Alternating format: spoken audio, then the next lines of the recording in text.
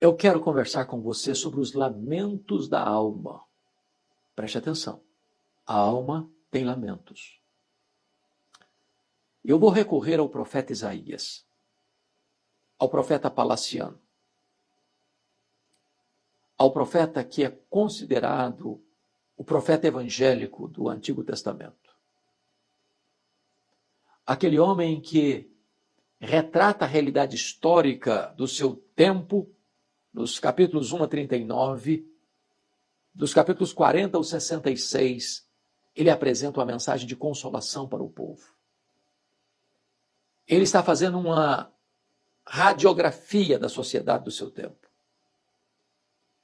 Ele está fotografando a sociedade do seu tempo. E o que ele vê, e o que ele testemunha, o que ele percebe, produz lamentos na alma.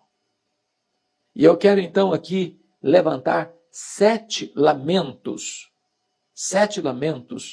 destacados pelo profeta Isaías, que estão ainda hoje pulsando, latejando na sociedade contemporânea. Quais são esses lamentos? Em primeiro lugar, o lamento da ganância, capítulo 5, verso 8 de Isaías. Ele diz assim: ai dos que ajuntam casa a casa, reúnem campo a campo, até que não haja mais lugar, e ficam como únicos moradores do meio da terra. Isaías está aqui trazendo um ai de lamento, e esse ai é o ai de dor. É o ai de uma mãe que chora o luto do filho único. Ele está lamentando aquelas pessoas gananciosas, que não se contentam apenas em prosperarem, mas que almejam e buscam sofregamente reunir, ajuntar o pouco que é do outro. Ele não tem prazer em ver o outro prosperar. Ele não se alegra quando o outro vai bem. Aliás, ele tem interesse em que o outro entre em crise para que ele possa comprar o que é do outro por um preço menor. E junta casa a casa, campo a campo. E se assenta como o único Senhor no meio da terra. Tudo é meu, tudo é para mim. Eu sou dono de tudo. A Bíblia não proíbe e nem é pecado você prosperar e você se enriquecer e você crescer e você expandir os seus bens e crescer o seu recurso financeiro e comprar propriedades ou casas ou fazendas ou apartamentos ou carros ou isso ou aquilo. A Bíblia diz que riquezas e glórias vêm de Deus. A Bíblia diz que é Deus quem fortalece as nossas mãos para adquirirmos riquezas. Riquezas e glórias vêm das mãos de Deus. Porém, o que Isaías está aqui destacando é a avareza, é a ganância. É a sede de ter tudo, de ter mais. A ponto de tudo estar sob o seu controle, domínio. Essa é uma realidade que você encontra hoje no Brasil, no mundo afora. Empresários que não se contentam apenas em serem grandes empresários. Eles querem ser os únicos no monopólio do controle daquele setor. Aí mata os concorrentes. Aí destrói o pequeno. Ninguém consegue florescer debaixo da sombra dessas pessoas, porque elas dominam o mercado, elas controlam tudo, elas que determinam o preço, o valor de tudo, que elas são os únicos senhores da terra. A Bíblia diz, ai desses. Podem estar nadando no dinheiro. Podem estar multiplicando as suas riquezas.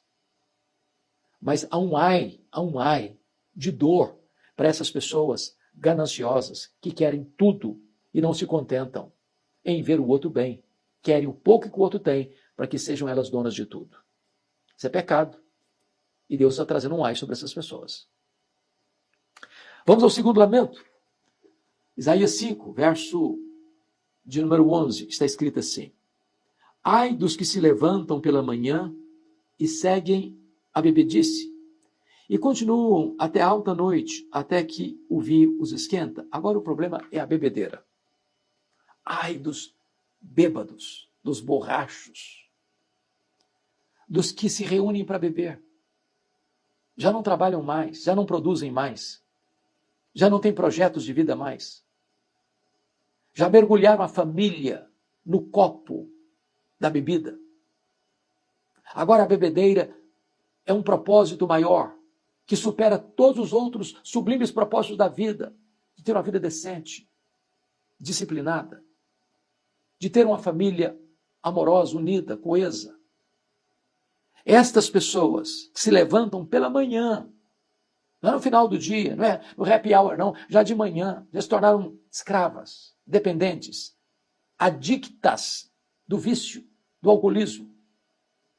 E hoje nós poderíamos acrescentar, além do alcoolismo, drogas pesadíssimas, a maconha, a cocaína, o crack. Pessoas que se tornaram escravas do vício, dependentes do vício. E é curioso que quando hoje alguns legisladores e algumas cortes querem legitimar o consumo da droga e querem achar que isso é normal, que não tem problema, que isso não é nocivo, não é prejudicial à saúde física, mental, emocional, espiritual. Nós vivemos nesse drama de achar natural o que não é natural, de achar comum o que não é comum, de achar positivo o que é negativo. E todos nós sabemos que a dependência química do álcool, das drogas, são um desastre para a família, para a pessoa que se torna escrava. Quem já lidou com um alcoólatra ou alcoolista na família? Quantos filhos envergonhados precisam ir nas ruas, na sarjeta, buscar um pai bêbado? Quantos filhos envergonhados precisam buscar uma mãe caída na sarjeta, vitimada pelo alcoolismo, pelas drogas?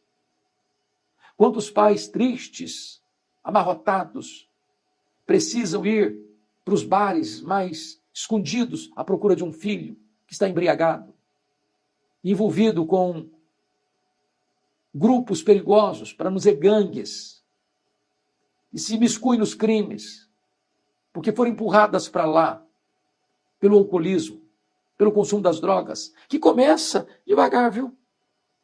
Ninguém começa bebendo uma garrafa de cachaça, ou tomando 10 latas de cerveja, ou 3 garrafas de vinho. As pessoas começam de pouco e vão se tornando dependentes.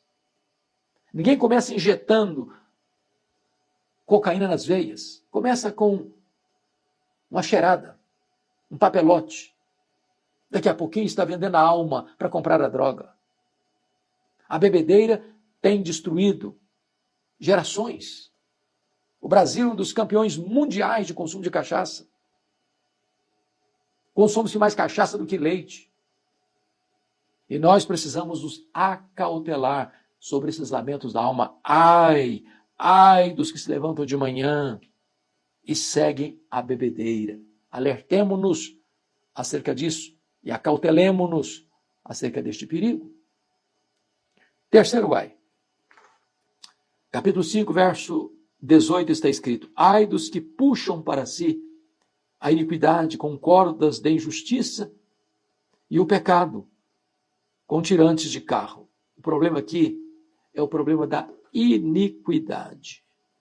Puxam para si a iniquidade. É gente que atrai problema.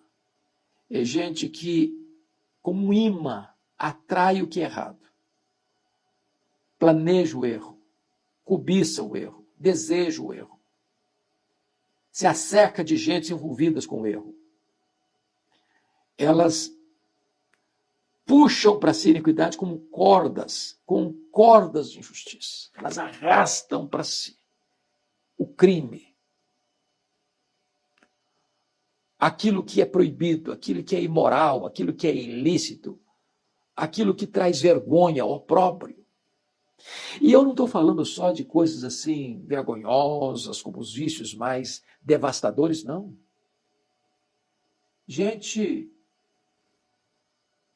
bem internada, roupa de grife, gravata de seda, sapatos bem engraxados, colarinho branco. Gente que está aí nas tribunas, fazendo belos discursos, beneméritos da sociedade, mas nos bastidores, arrastando para si iniquidade, com cordas, se envolvendo em todo tipo de ilicitudes, propinas, corrupção, inocentando culpados, culpando inocentes, roubando a alma da nação, esvaziando o povo de esperança, trazendo toda a sorte de maldade para elas mesmas, trazendo a iniquidade, arrastando a iniquidade como cordas. Talvez escapem das leis humanas, das mãos da justiça humana, mas não escaparão da justiça divina. Essa iniquidade que elas arrastam para dentro do coração e que concebem no coração a maldade, a violência, a prática do mal em todos os setores da vida, pode ficar escondido, pode ficar oculto, pode nunca vir à tona. Porém, tudo isso está registrado nos anais do tribunal de Deus, diante do reto juiz. A não ser que haja arrependimento sincero, essas pessoas terão que prestar contas. E então o profeta Isaías diz: ai desses que estão maquinando a iniquidade, promovendo a iniquidade, gestando a iniquidade, dando à luz a iniquidade, e através da iniquidade, arruinando a si e aos outros. Há um quarto ai que Isaías menciona. Está aí no capítulo 5, versículo 20.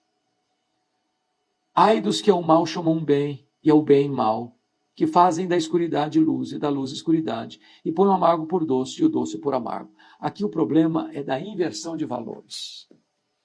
Se eu pudesse resumir a sociedade brasileira, mundial, e colocar em letras garrafais, estampado nos periódicos, nos jornais, ou ser a manchete principal do jornal mais visto no Brasil, eu colocaria esse versículo. Inversão de valores. O que está acontecendo hoje não é apenas tolerância ao erro, ao mal. Não.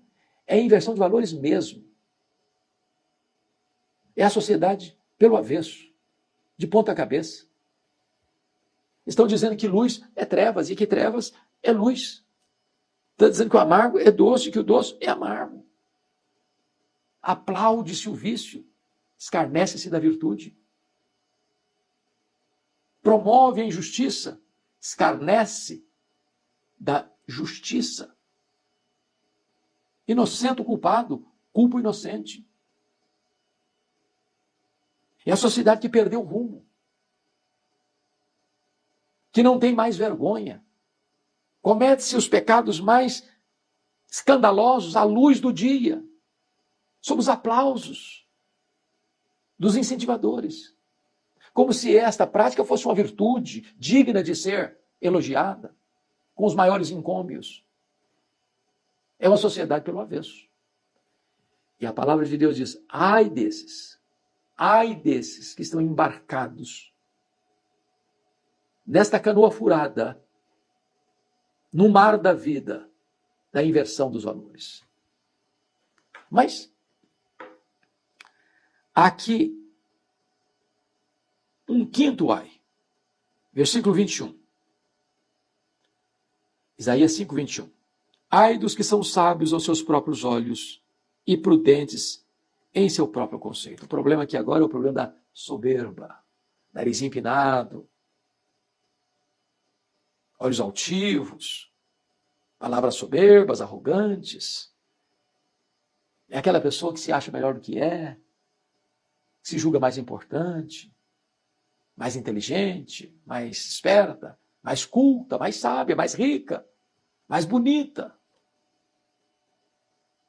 São as pessoas que acendem sobre si mesmas todos os holofotes da fama, que buscam as luzes da ribalta, que querem os primeiros lugares, que requerem ser notadas, prestigiadas, homenageadas, destacadas, condecoradas.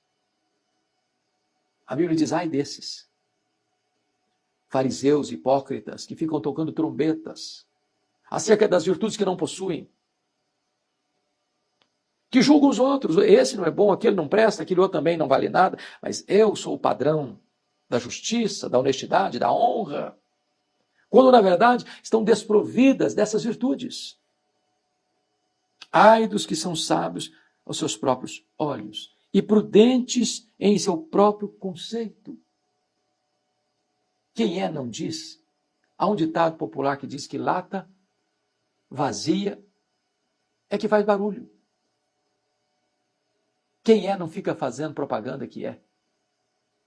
Eu, que fui criado na região rural, não posso me esquecer de um fato muito interessante. Se você pega, por exemplo, uma roça de milho para colher, naquela colheita bem artesanal, a espiga boa, granada, ela se dobra. Agora o restolho, que só tem palha e sabugo, nunca se dobra, fica empinadinha. Sempre empinadinho o restolho.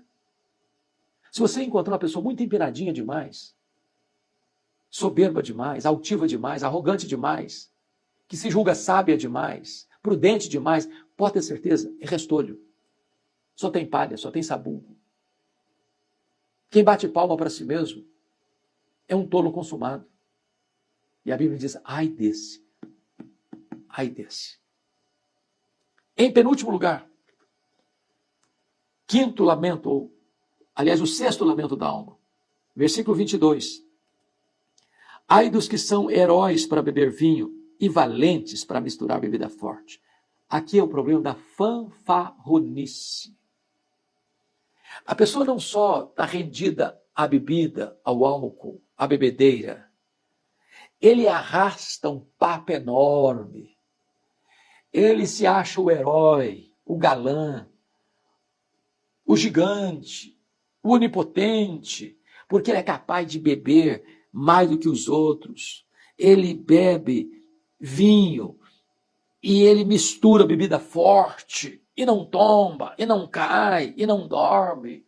Eu tomo todas, continuo firme, continuo de pé, continuo guerreiro, continuo valente, continuo corajoso. Fanfarronice. E veja você que ele é fanfarrão naquilo que devia ser uma vergonha para ele. Se render à bebedeira. Há quanta gente que se orgulha de seus vícios, de seus pecados, de suas mazelas, daquilo que deveria ter vergonha. Isso levou Rui Barbosa a profetizar que chegaria um tempo em que as pessoas teriam vergonha de serem honestas. É isso. Tem gente que tem orgulho do seu erro, das suas mazelas, dos seus crimes, dos seus desmandos, das suas loucuras, da sua arrogância. Mas, em último lugar, em sétimo lugar, eu quero chamar a sua atenção para esse ponto, porque nesses 6 primeiros lamentos, Isaías, o profeta, está olhando para fora. Para fora, para fora, para fora, para fora. E ele diz, ai do ganancioso, ai do bêbado, ai do iníquo, ai daquele que inverte os valores, ai do soberbo, ai do fanfarrão. Ele está olhando para fora. Está distribuindo ais para as pessoas à sua volta que estão cometendo esses erros graves e crassos. Mas quando chega no capítulo 6, versículo 3, ele contempla Deus. O Deus santo, santo, santo. E ele diz, ai de mim. Ai de mim. Agora ele não emboca trombeta para fora, ele emboca trombeta para dentro. E percebe que ele não é tão melhor dos que estão à sua volta. Diz, ai de mim. Eu estou perdido. Porque eu sou um homem de lábios impuros e habito no meio de um povo de impuros lábios, e os meus olhos viram o Senhor dos exércitos. Se você tiver uma contemplação da santidade de Deus, você terá uma noção da profundidade do seu pecado. Você verá o pecado de todo mundo e não verá o seu, a não ser que você veja a santidade de Deus. Quando você é confrontado com a santidade de Deus, você vê sim o pecado dos outros, mas você olha para você e diz, meu Deus, ai de mim, eu estou perdido, porque eu sou igual aos outros. Eu sou um homem de lábios impuros, mas eu habito também no meio de um povo de impuros lábios. Quem contempla a santidade de Deus, contempla a pecaminosidade humana.